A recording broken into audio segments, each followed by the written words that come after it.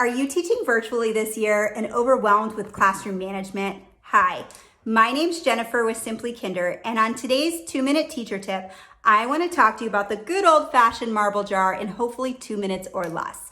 Let's go ahead and get started. So this quite obviously is the marble jar. It's basically a glass jar that students can earn marbles or glass beads for different things in your classroom. And so you might get a compliment in the hall. You would typically put some marbles in the jar. You might do a great job lining up for lunch. Some marbles go into the jar. I might tell a student, you did such a great job at small group today. I want you to go put 2 marbles into our jar.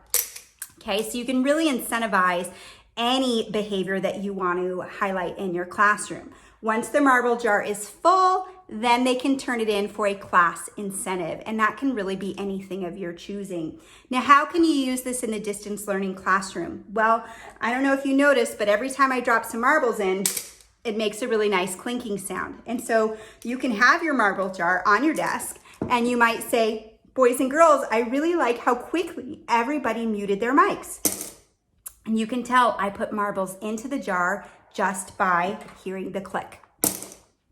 It's nice and loud. It's glass hitting glass. Now, a great thing that you can do with this is then your students, I wouldn't suggest this right off the bat, but your students can then get their own jars at home, and they can have a cup and maybe some Legos. And every time then you drop in some marbles into your jar, they can drop some Legos into their cup. And so it kind of will give them that same action of dropping some into their cup. So that is how we are going to bring our marble jar back to life in your virtual classroom. What ideas do you have for classroom management in your virtual setting? Share in the comments below, and be sure to follow the link for all of the ideas around our marble jar. Thanks. Bye, everyone.